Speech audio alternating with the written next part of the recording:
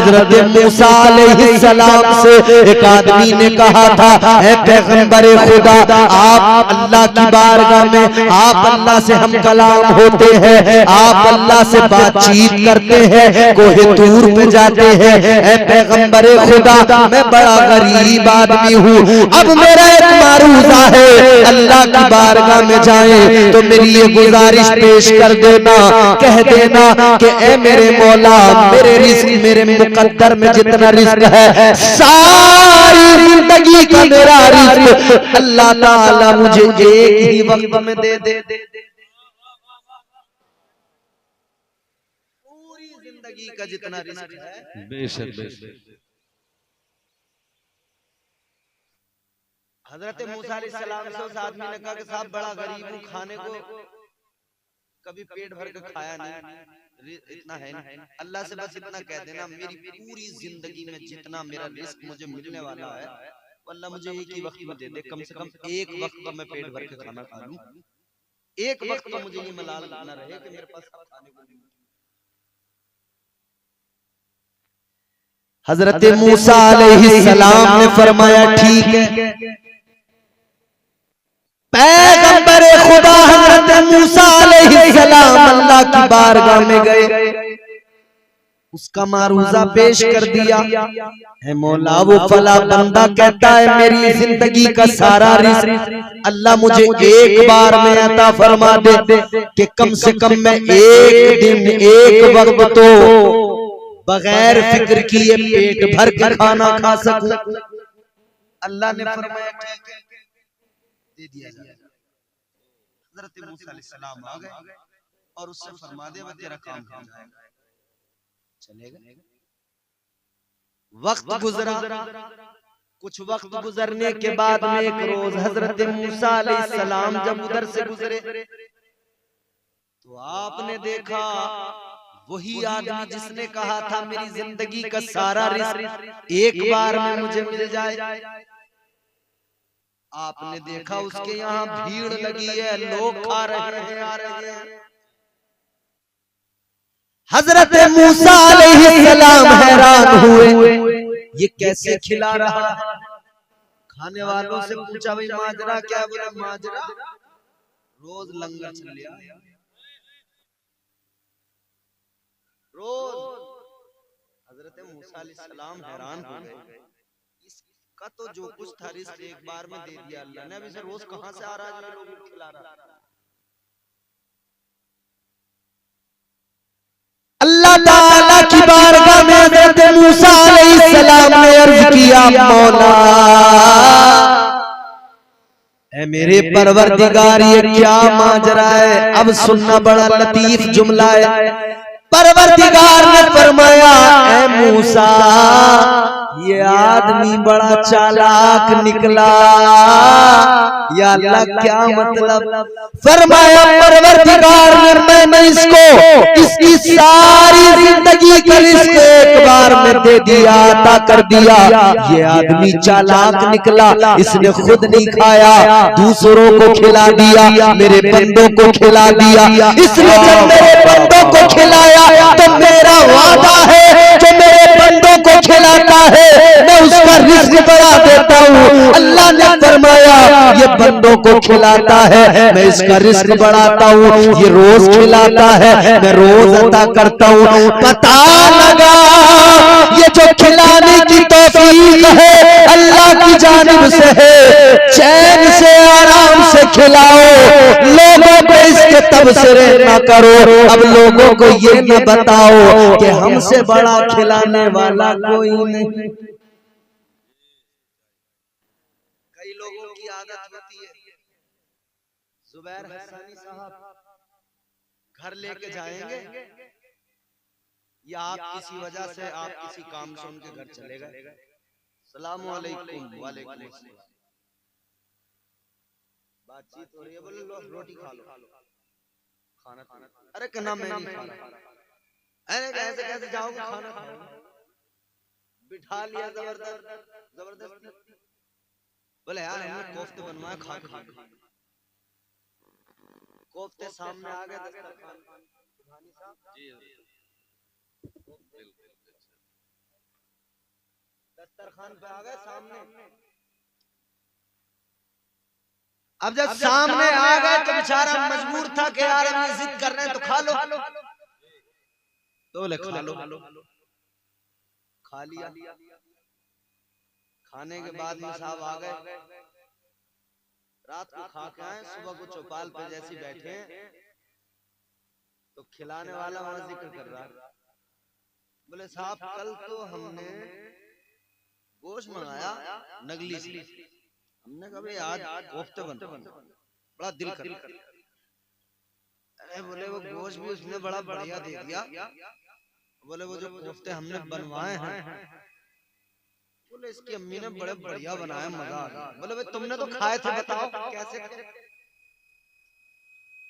तो अब इसे बेचारे को ना चाहते हुए भी कहना पड़ेगा कि हाँ साहब बड़े अच्छे थे। खिला के 4 आदमियों में रुसवा करना, ये कौन सी बात। खिला के लोगों के दरमियान रुसवा न किया करो, इज्जतें न उछाला करो। अल्लाह ताला खिलाने वालों से राजी होता है, मगर एक बात याद रखना, इन्नमल आमालु बिन्नियात, आमाल का दारोमदार नियत पर होता है। अच्छी नियत से खिलाएगा, सवाब की नियत रख के खिलाएगा, अल्लाह ताला राजी होगा, अल्लाह रिज़्क़ में भी बरकतें अता फरमाएगा।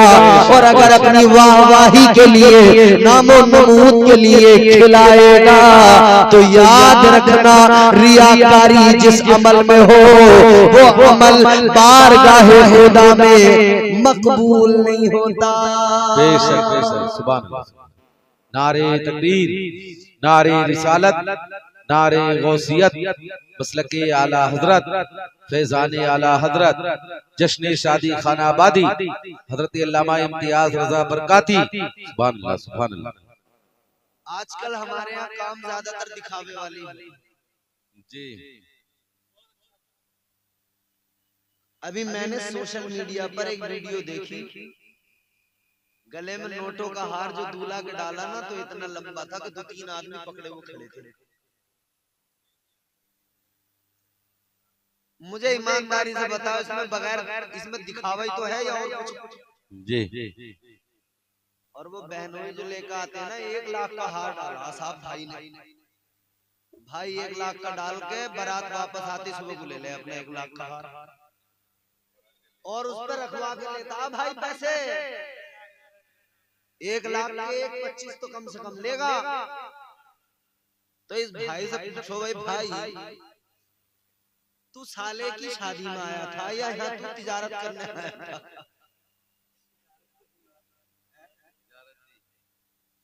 भाई तिजारत करने आया है, और इसका कब्जा नहीं था 1 लाख का, उधार लाया दुकान वाले से। बोले टेंशन मत लो, हार झूका तू ला के दूंगा, ऊपर से इसका किराया दूंगा तुम्हें। इससे खरी आमदनी क्या होगी? जाते ही पैसे बढ़ रहे हैं। ये भी चक्कर नहीं है कि माल बिकेगा नहीं बिकेगा, माल बिका हुआ। अब साला बेचारा कुछ कह नहीं सकता, भाई से अगर कुछ कह दिया और भाई अगर बिदक गया तो तमाम शादी में बवाल हो जाएगा। फिर सब भूल भाल के लोग भाई के पीछे लगे, अरे भाई नाराज हो गए, अरे भाई भागे फिर रहे भाई के पीछे, भाई कूदा कूदा फिर रहा, भाई थोड़ी बस मार यार। तो ये लंबे हार लेके भाई क्या जरूरत है, तेरा 500 रुपए का तोहफा देने का कब्जा है, तू 500 रुपए का तोहफा दे, मत कर दिखावा।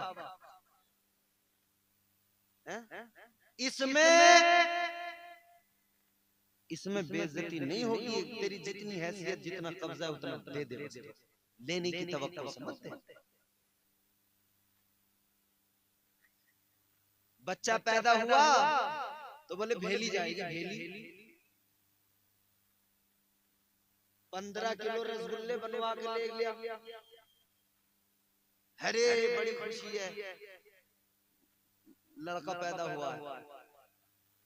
15 किलो रसगुल्ले ले गया, 2000 या 3000 के मिले, तो बेचारी सास अब 15 किलो रसगुल्ले के अगर 3000 हो रहे तो 6000 दे रही है। इतने तो उसने न कमाए जिसने बनाए थे वो भट्टी पे झुलसा था जो खड़े हो गए, जितना ये दामाद कमा के ले गया। जी ये तो मिल जाए बस मौका, खुखार हो गया, खुखार भाई। याद रखना, इज्जत नफ्स का ख्याल किया करो, काम दिखावे के लिए न किया करो, रियाकारी में न किया करो। शादियों में इतना दिखावा हो रहा है, पहले तो रोएंगे, अरे साहब क्या करने हैं, बड़ी महंगी शादी। और शादी करते ही फिर जो चौधरी बनता, साहब हमने 20 लाख रुपए उठा दिए और अल्लाह के करम से हमने कह दिया लोगों से अपने लल्ला परेशान होने की जरूरत ना, रुपए 5 लाख और भी खर्च होंगे तभी हम बैठे हम करेंगे।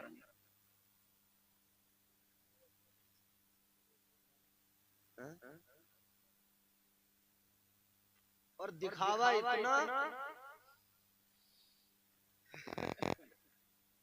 हर एक चीज में दिखावा, हर एक चीज में दिखावा। अल्लाह याद रखो, दिखावा न किया करो।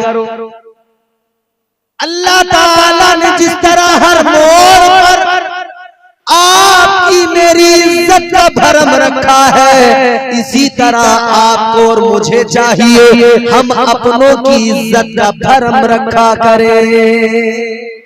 बेशक बेशक सच्चाई। भाई की शादी हो रही है जी, लग जाओ। की शादी में भी अगर हम भाई का अपने भाई को परेशान करेंगे, घर की बदनामी होगी, बेइज्जती होगी, छोड़ दो सारे गिले शिकवे। भाई तेरी शादी है, मैं तेरे साथ खड़ा हूं, हर अच्छे बुरे में सुख दुख में अपनों के साथ खड़े रहेंगे। ये जमाना बड़ा शातिर है, नजर देखना, तेरी आंखों में मोहब्बत का असर देखना। अगर तू भाई से अपने मोहब्बत करता है, दुनिया चाहती है भाइयों में झगड़ा हो जाए, लड़ाई हो जाए, तुम लड़ोगे जमाना मजा लेगा, जमाना देख के हंसेगा, चौराहों पे तुम्हारी खिल्लियां उड़ाई जाएंगी। मोहब्बतें पैदा करो, आपस में एक दूसरे की इज्जतों को ख्याल। अल्लाह ने फरमाया ए ईमान वालों, इज्जत दी अल्लाह ने, और हम लोगों की उछालने में लगे। कोई किसी की जरा सी मिल जाए, बस जरा सी 19 बात तमाम गांव में फैलाना, इलाके में फैलाना मिनटों का काम है। अब तो सोशल मीडिया चल पड़ा, जरा सा किसी का वीक पॉइंट तलाश रहती है, इसका कोई दुखती हुई रग मिल जाए, कमजोर। घरों का माहौल ऐसा हो गया, घरों में बैठकर तेरी मेरी बुराइयां, तेरे मेरे फजीते,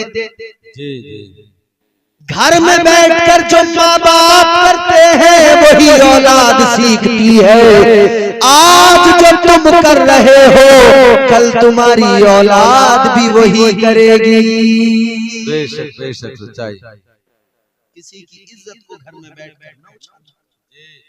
हुजूर ने, मेरे आका ने उम्मत की फिक्र इतनी की है कि उम्मत की इज्जत की भी फिक्र की है, उम्मत के तमाम मामलात में उम्मत की फिक्र। आज हमारे यहाँ हालात ये, हमारे यहाँ कोई मालदार आ जाए तो उसकी बड़ी खातिर करेंगे, गरीब आ जाए उसे पूछते भी नहीं, बात भी ढंग से नहीं करते। जी जी जी।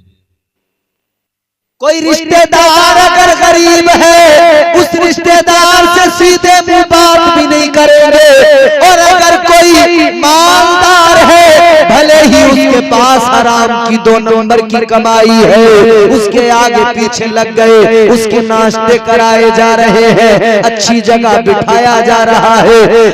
ऐसा तुम करते हो, उस वक्त में उस गरीब के दिल पे चोट लगती है। वो गरीब सोच रहा होता है कि मेरे पास में मालो दौलत नहीं है, यही तो वजह है ये लोग मुझे इतना हल्का समझ रहे हैं। याद रखना, इसके दिल पे चोट लगेगी, इसके दिल से आह निकलेगी। अगर अल्लाह नाराज हो गया तो खैर मना, अगर अल्लाह ने गिरफ्त फरमाई तो कोई बचाने वाला नहीं होगा।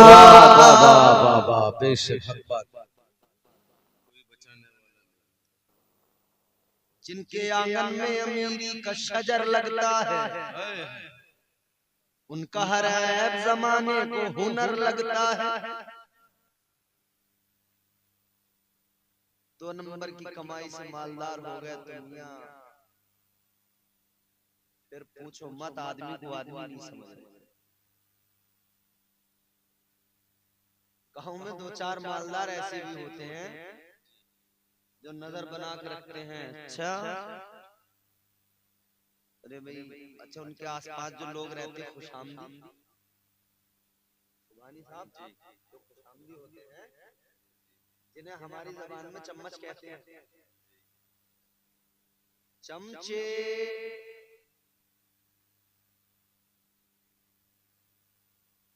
ये बड़ा काम खराब करते हैं। चमचे कहते हैं ना, पतीली से ज्यादा ढक्कन गरम, वो वाला हिसाब।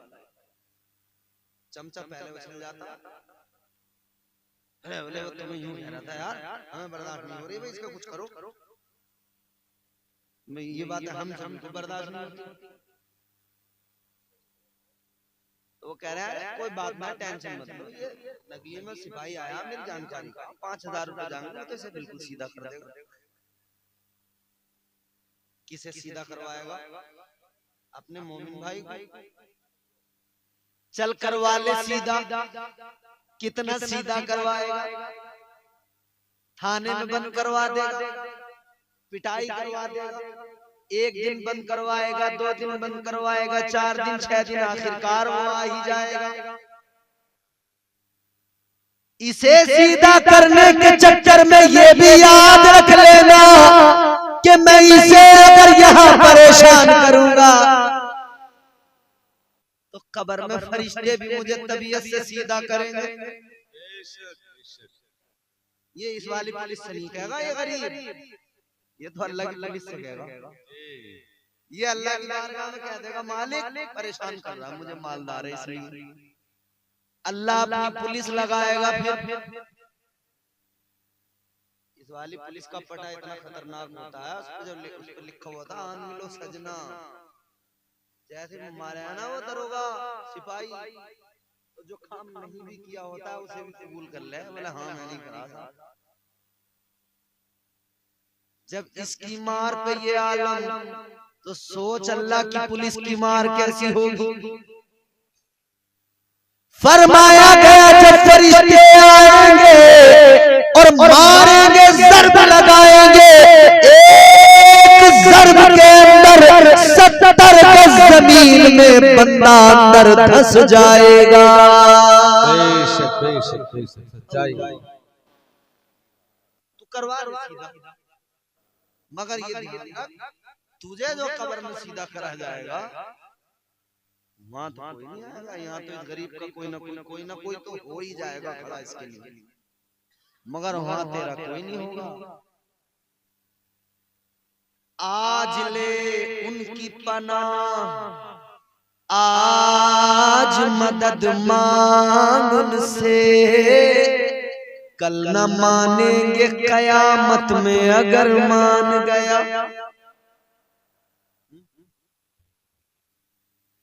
दिए से लो कभी तूफान से ताकत छीन लेता है, वो जालिम बादशाहों से हुकूमत छीन लेता है।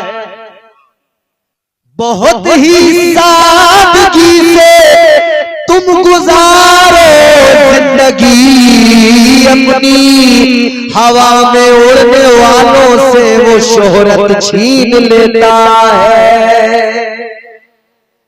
वो बड़ी ताकत वाला है, वो हमारा रब। अल्लाह ने फरमाया पूरे पूरे इस्लाम में दाखिल हो जाओ। तो अल्लाह का ये फरमाना ये साबित करता है कि हम अधूरे हैं। जी अल्लाह ने फरमा दिया है तो बात बिल्कुल क्लियर है, हम अधूरे तो हैं।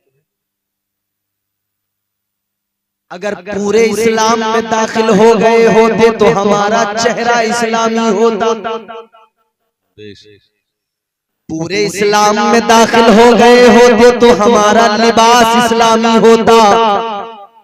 पूरे इस्लाम में दाखिल हो गए होते तो हमारा हर काम इस्लामी होता। हमारे घर में शादी ब्याह होता, उसमें भी इस्लाम नजर आता।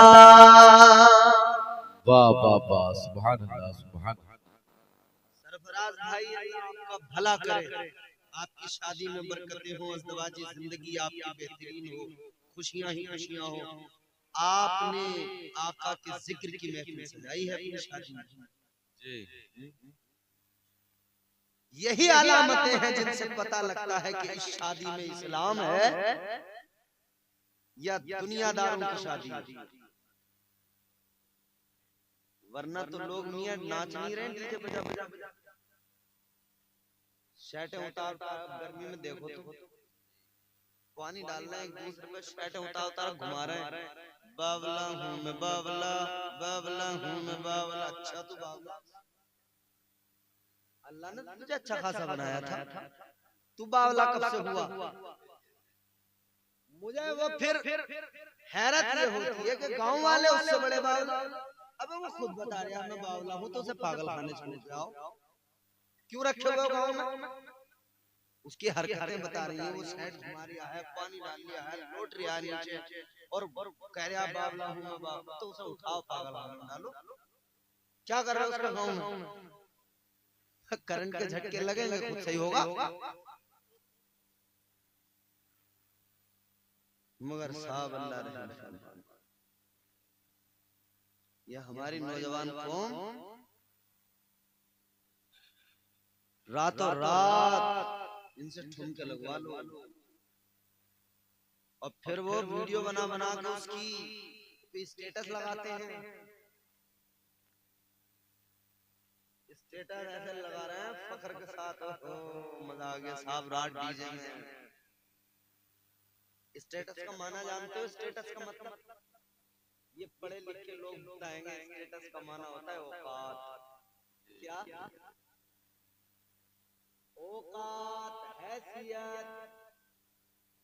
तो स्टेटस लगाते हुए ख्याल रखा करो कि ये मैं स्टेटस नहीं लगा रहा, बल्कि मैं दुनिया को अपनी औकात दिखा रहा हूँ। अगर नाच गाने की डालेगा स्टेटस तो तू गोया बता रहा है ये मेरी औकात है, मैं एक नचनिया हूँ। और अगर तू मुस्तफा की नाते लगाएगा तो दुनिया को पता लगेगा ये मुस्तफा का दीवाना है।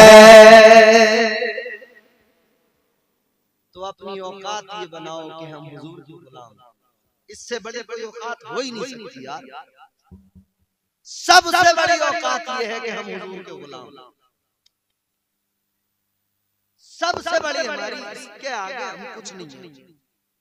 हम हुजूर के नौकर हैं, अदना से गुलाम, हुजूर के दर की खाक, हुजूर के दर के कुत्ते। क्योंकि हमें जो कुछ मिला है हुजूर की ही बारगाह से मिला है, हुजूर की। हम तो बस इतना कहते हैं जो मेरे इमाम ने कहा, आला हजरत ने कहा, उन्हें जाना उन्हें माना, न रखा गैर से काम। उन्हें जाना उन्हें माना, न रखा गैर से काम।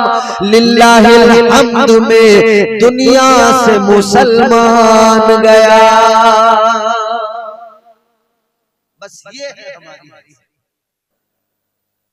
जान है इश्क मुस्तफा, रोज वुजू करे जिसको हो दर्द का मजा, नाज़े दवा अपनी हैसियत बस इतनी बनाओ कि हम हुजूर के हों। इस्लाम में पूरे पूरे दाखिल हो जाओ, मतलब तुम्हारी शादियां भी हो तो इस्लाम में हो, नाच गाने न हो, हुजूर का जिक्र करो, खेल तमाशे न हो, हुजूर का जिक्र करो, फुजूल बकवास बाजियां न हो, हुजूर का जिक्र करो, हुजूर का जिक्र सुनो। पूरी शादी के अंदर, पूरी तकरीब के अंदर, पूरी शादी में, पूरी तकरीब में मियां कितनी चीजें हैं जो हमारे यहाँ रस्म और रिवाज के नाम पे आई हैं। हल्दी, लड़की की शादी है तो माइयों को खाना और जाने क्या क्या ये तमाम चीजें। फिर शादी वाला दिन आएगा तो उसमें 10-20 रस्में हजरत, सारी रस्में हैं। लेकिन पूरी शादी के अंदर सरफराज भाई की शादी है, पूरी शादी में सबसे ज्यादा इम्पोर्टेंट क्या है? सिर्फ निकाह। क्या है बोलो? ये हुजूर की सुन्नत है, निकाह। बारात में कितने आदमी जाते हैं? कम से कम 200, 250। लड़ाइयाँ होती हैं ना साहब, हमारे आदमी ज्यादा है, हमारा परिवार है, हमारी रिश्तेदारी है, हमको ऐसे ऐसे हैं। 250 आदमी की बारात जाएगी साहब हमारी, उससे कम नहीं है। वो बेचारा लड़की वाला, उसकी धड़कनें तेज हो गई। अरे बोले कुछ कम कर लेते, 200 भी आते ना जी, 250 जान। 250 आदमियों की बारात तैयार हो गई इधर से, और उधर से लड़की वाले के लिए कुछ मेहमान, बिरादरी का खाना, उसमें कुल मिला के अगर सारा कैलकुलेशन करोगे पूरा टोटल 1000 आदमी तो हो ही जाएगा। 800-1000 कम से कम नॉर्मल। मैं कहता हूँ 1000 लोग ही मान लो, 1000 लोग एक शादी की तकरीर में जमा हुए, इन्होंने खाया पिया, रोटियां फेंकी ऐसी आधी आधी तोड़ के, टेबलों के नीचे तमाम इन्होंने रोटियां फेंक दी। जरा बोटी समझ में ना आ रही तो फेंक दी, प्याले प्याले उलट दिए।